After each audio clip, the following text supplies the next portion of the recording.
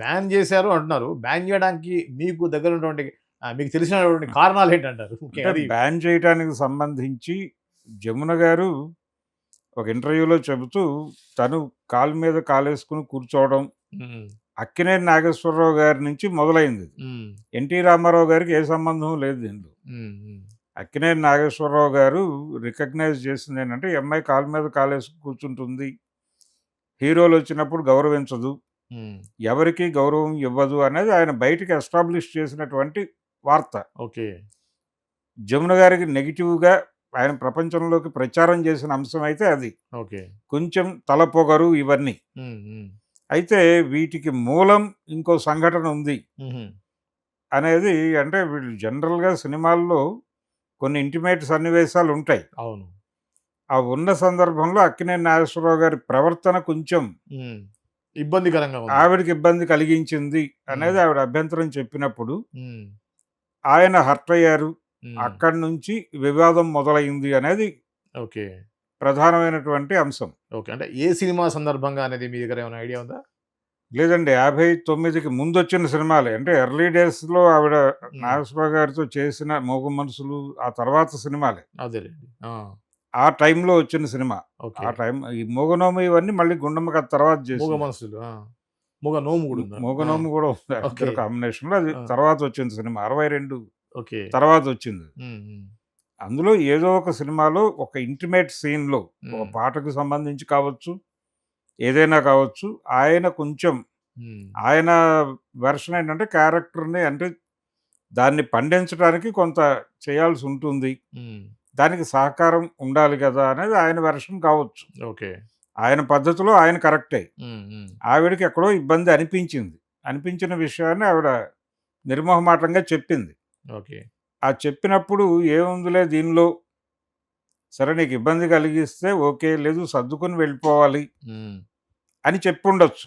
Okay అని చెప్పేసి దాన్ని ఇష్యూ చేయకుండా ఉండాల్సింది. కానీ నాగేశ్వరరావు గారు దాన్ని ఇష్యూ చేశాడు. ఓకే. ఇష్యూ చేసి అందరికీ ఈ అమ్మాయికి తలపొగరు, ఈ అమ్మాయి కాలు మీద కాలేసుకుంటుంది, ఎవరు వచ్చినా లేవదు, ప్రొడ్యూసర్ వచ్చినా లేవదు, డైరెక్టర్ వచ్చినా లేవదు, హీరో అంటే అసలు గౌరవం లేదు, ఎంత మాత్రము లేదు ఆ అమ్మాయికి. కాబట్టి నేను నా సినిమాల నుంచి ఈ అమ్మాయిని తప్పిస్తున్నాను అని తన నిర్మాతలకు, అప్పట్లో ప్రొడ్యూసర్లు క్యాంపులుగా ఉండేవాళ్ళు. అవును. రామారావు గారి ప్రొడ్యూసర్లు, నాగేశ్వరరావు గారి ప్రొడ్యూసర్లు అని 2 సెక్షన్స్ ఉండేవి. తన నిర్మాతలకి చెప్పేసుకున్నాడు ఆయన. చెప్పుకుని వెళ్ళి రామారావు గారితో కూడా మాట్లాడాడు. రామారావు గారి దగ్గరికి వెళ్ళి, ఇలా జమునని నేను నా సినిమాల్లో బుక్ చేయొద్దని చెప్పి మా ప్రొడ్యూసర్లకు చెప్పాను, మీరు కూడా చెప్తే బాగుంటుందని మీ దగ్గరికి వచ్చాను అన్నాడు.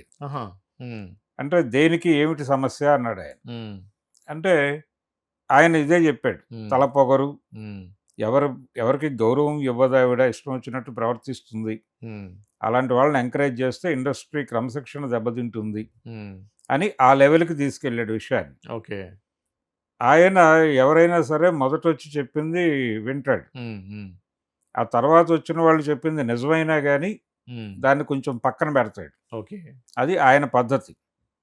ఆయనకి ఈయన చెప్పింది విని ఓకే అని చెప్పాడు. ఓకే బ్రదర్ అని చెప్పి ఆయన పంపించి తన నిర్మాతలకు కూడా జమునని పక్కన పెట్టండి అని చెప్పాడు. ఓకే. అలా జమున గారు ఇద్దరు అగ్రనటులకి దూరంగా ఉండాల్సిన పరిస్థితి ఏర్పడింది. ఓకే. ఆవిడ కూడా పెద్దగా కంగారు పడలేదు, ఏమీ కాదు ఇది, ఎవరు ఏమనుకున్నా నేను నా పద్ధతిలో ఉంటాను. ఆవిడ కొంత ఆత్మాభిమానంతోనే వ్యవహరించేది. ఆవిడ ఎక్కడ రాజీ పడేది కాదు. అవును. ఆత్మాభిమానానికి ఏమాత్రం ఇబ్బంది కలిగినా ఆవిడ నిర్మోహమాటంగా చెప్పేవారు. ఓకే. ఆవిడ చేసిన క్యారెక్టర్లు కూడా అలాంటివే చేస్తారు. అదే సత్యభామ క్యారెక్టర్ ఎఫెక్ట్ ఎక్కువగా ఉంటుంది. సత్యభామ ఎఫెక్ట్ అని అనలేం, కానీ ఈవిడలో అంత, అంటే ఈవిడ ఇంటర్నల్ క్యారెక్టర్లో ఆ లక్షణాలు ఉండటం వలన సత్యభామ క్యారెక్టరు యాప్ట్ అయింది, ఆవిడకి నప్పింది. ఆవిడ బాగా సెట్ అయింది దానికి, అలా చెప్పుకోవచ్చు. ఓకే.